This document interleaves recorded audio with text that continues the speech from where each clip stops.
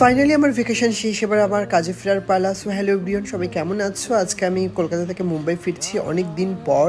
যেহেতু আমি মুম্বাইয়ের কলকাতা করতে থাকি শ্যুটের জন্য আর কাজের জন্য, অ্যান্ড অনেকদিন পর আমাকে মুম্বাই ফিরতে হচ্ছে আমার ফ্ল্যাটে। অ্যান্ড অনেকদিন পর আমি যাচ্ছি, আমি একটু নার্ভাস আছি যে ফ্ল্যাটটা কেমন পড়ে আছে।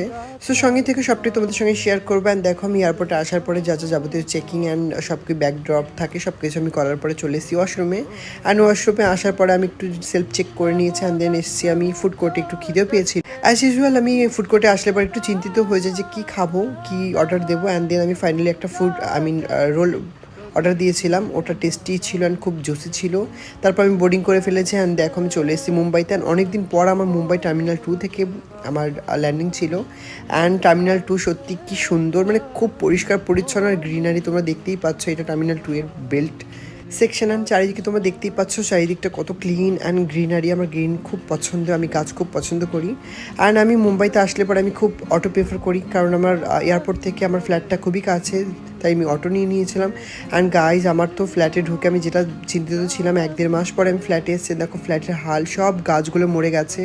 যারা আমার আগের ভিডিওগুলো দেখেছো তারা দেখেছিল আমার গার্ডেন, আমার ব্যালকানিটা কত সুন্দর গ্রিনারি আর কত গাছ লাগানো ছিল। তার মধ্যে ম্যাক্সিমাম গাছই মরে গেছে। আমার খুবই খারাপ লাগছিল, যেহেতু আমি অনেকদিন ছিলাম না, জল দেওয়ার কেউ ছিল না। আর এখানে দেখো একটা পায়রা বাচ্চা দিয়েছে। আমি মানে বুঝে উঠতে পারছি না বাচ্চাটা কী করবো, যেহেতু আমার এটা ব্যালকানি। তোমরা আমাকে কমেন্ট সেকশনে জানিও যে বাচ্চাটাকে আমি কোথায় রাখবো, কী করবো।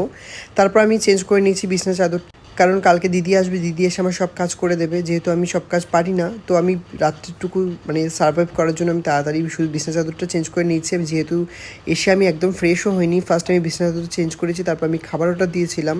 আমার আগে একটা ভিডিওতে তোমাদের জানিয়েছিলাম যে তোমাদের কেমন কন্টেন্ট দেখতে পছন্দ। তোমরা বেশিরভাগ লোকই জানিয়েছিলে যে আমার ডেলি ভ্লগ দেখতে পছন্দ।